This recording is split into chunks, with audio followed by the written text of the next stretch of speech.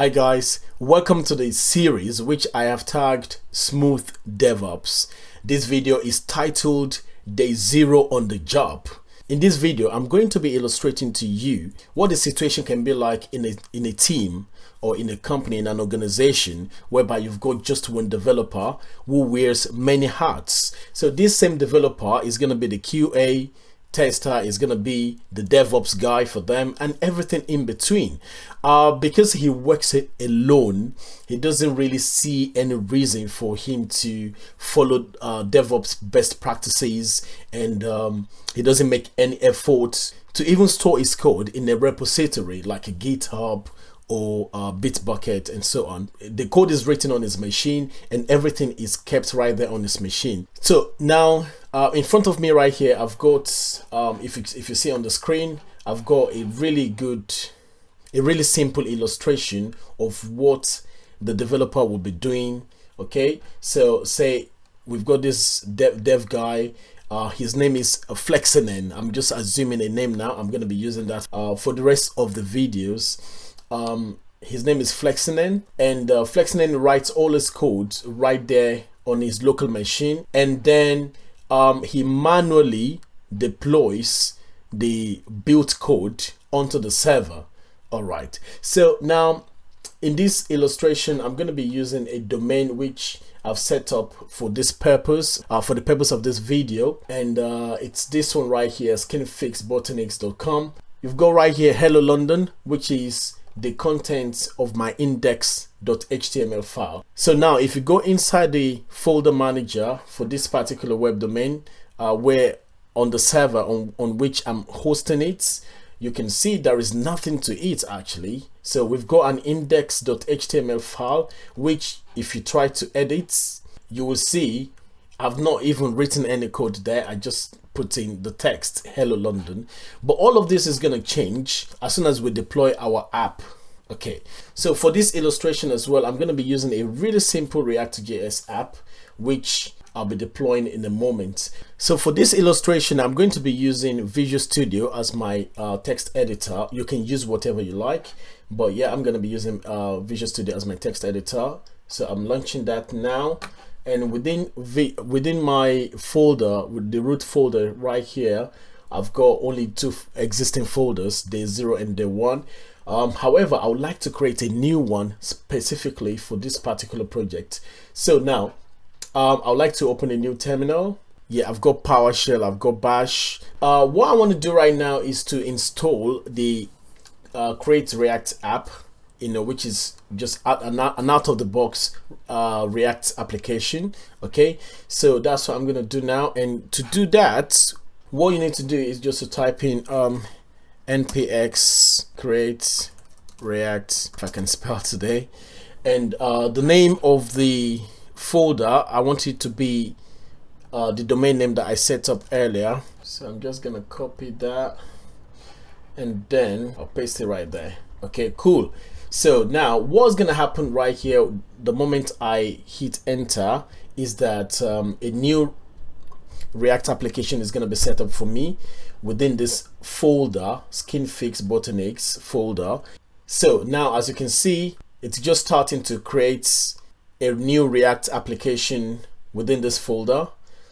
It will be installing some packages and everything. I mean, this may take a while, so I think I'll just pause the video here and then come back once the installation is completed. Oh, welcome back guys. So now the installation of React is completed. If you want to find out what's happened, you click into your React application root folder, and within that folder you will find like different files and folders in there, node modules that consist of different modules that your application needs to run. I'm gonna cd into my project folder. All right, so right now I'm inside the project folder. I'm just gonna be doing npm start here to start the development server. So you give it a moment. And as you can see, the development server is now starting. All right, so I think it's all ready now. We're ready to go. You see, there you go. So you can see this text right here, edit source, blah blah blah. Okay, and also this link, you can find them within the app.js file. Look at them right here. So if you like, you can change the text, you can change every other thing there. So I think I'm just gonna change this to skin fix. All right, and I'm just gonna save that. So on saving my code, everything just changes dynamically, as you can see right here. All right, now we've got the application set up. So what the developer has done right here is that the developer has successfully written his code, he's tested it successfully locally, and he's got it launched locally, it's running locally, right? Everything seems fine locally. Now the next step is for him to actually deploy the code onto the server. So what's he gonna do? And remember, because this Flexinen guy is working alone, he doesn't really care about automation or any other easier way of deploying, so it goes manual. So what's gonna do, as I showed you earlier, we've got the file manager open right here, which contains at the moment up until now just the index.html file.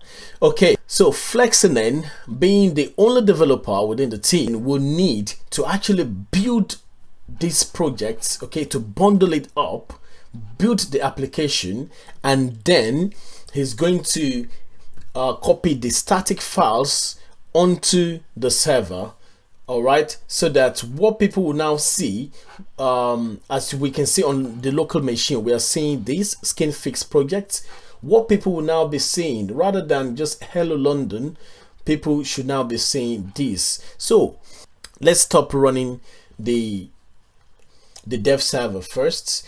All right, so what he's gonna do now is to actually build up the project, and just using the command npm run build. Now before we run that, I want you to pay attention to the files and folders that we've got here at the moment.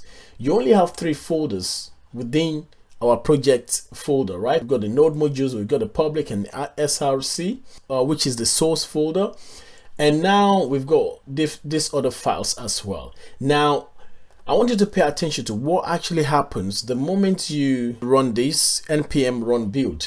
Our project will start to compile. All right, it's being compiled at the moment, it's being built. And see, what did you notice right here? You've got a build folder. This build folder is where we are going to find all of the static files that we will need, and which will be uploading onto the live server. All right, so you've got that at the moment. You've got different things. So within the build folder, we've got the static folder, which contains all of the static files that we need. Let's see what's in there. You've got the css files, you've got the js files, and also you've got the media file as well.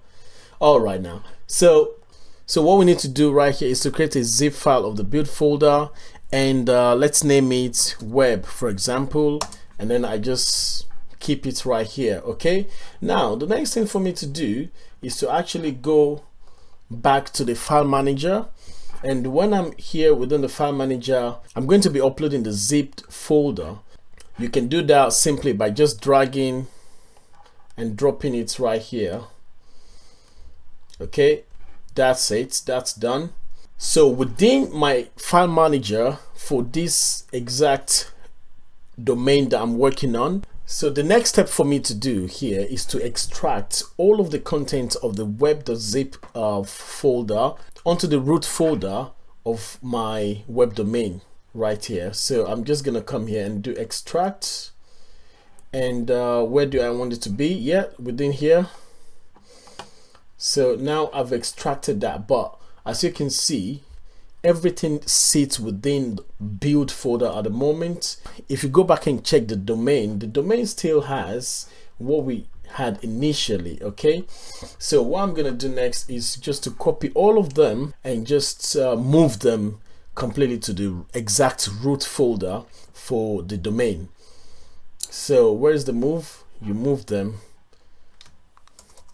to the roots. Yep. There you go. Okay, you've got your static folder, which contains all of the static files that were generated for you earlier, right here. Okay, and then you've also got different assets which you will be needing for the project as well. Now I can delete this build folder because it's not important. Just keep that. At this point, you can now go back to your front end and try to access the domain again and see what happens. Look at that, you've got your React application running. So what are the things to take away from this? It is just the fact that this developer right here has successfully written his code for an application on his local machine, and he has successfully also deployed onto the server without using any of the DevOps best practices. This is day zero. This is what some developers do when they are just working alone by themselves, and they don't bother to put the best practices in place.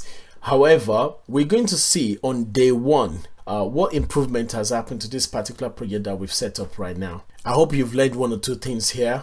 So see you in the next video. Thank you.